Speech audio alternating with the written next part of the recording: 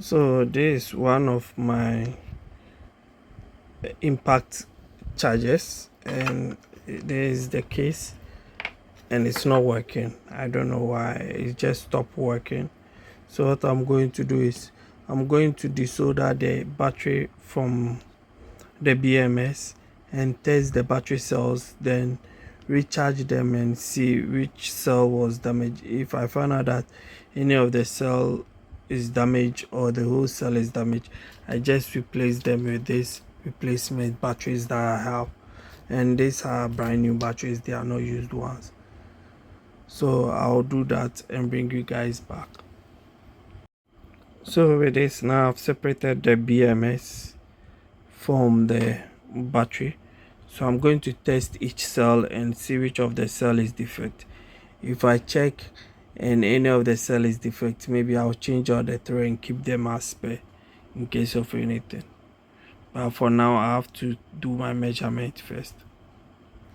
So if I place this one here and test, if I place this and test this, I should be getting the battery voltage. Let me do it properly so that you guys will see. So this, let me just do this and that.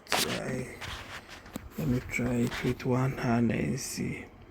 But the thing is, this cell is damaged. This cell is not showing any voltage. So with that one, the next thing I can do is, so let me measure this cell for you. So if, because it is 2x, so I should be able to measure all of them, this one being another battery, so I should be able to measure all of them. So let's see, if I measure this, gives me 411 and this gives me 0 volts.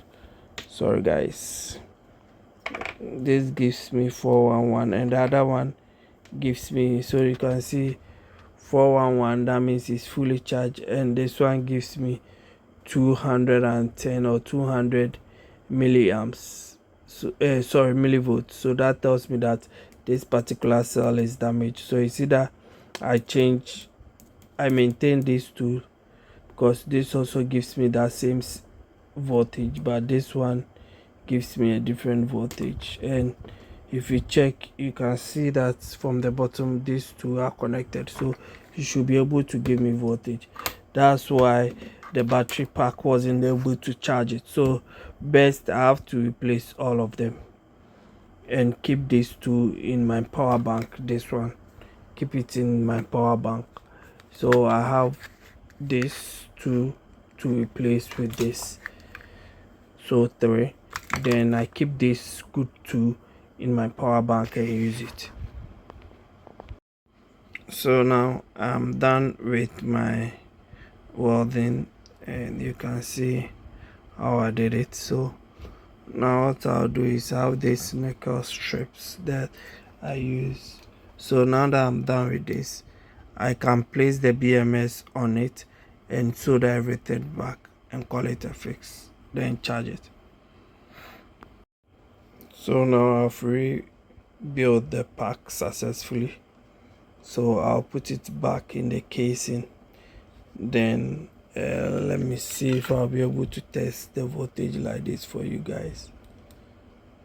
Okay, and you can see I'm now getting 12 volts. I used to get 7 volts, but now I'm getting 12 volts, and this shows that everything is connected successfully. So what I'll do now is I'll pack everything back into the case. Then these are the cells that were damaged, so I'll use 2 and I'll throw the damaged one away. So when removing it, there are some lockers in here. You can see the lockers 1, 2, 3. So you make sure it fits perfectly so that it will be able to lock it. And also you can see the spaces around it, so you make sure it fits perfectly. And because I use it for my drill and my impact gun, I should press it hard for it to fit. So thank you for watching. Subscribe to my channel for more videos.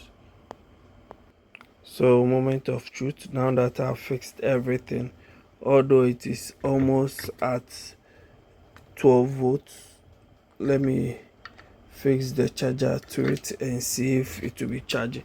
The moment it starts charging, it will turn red, although my voltage is high. Yeah, it's not going to charge because it's already full. It's a full charged already. So I'll use it, and when it goes low, I'll come and charge it and see if it's still holding charge. Thank you for watching. Subscribe to my channel for more videos.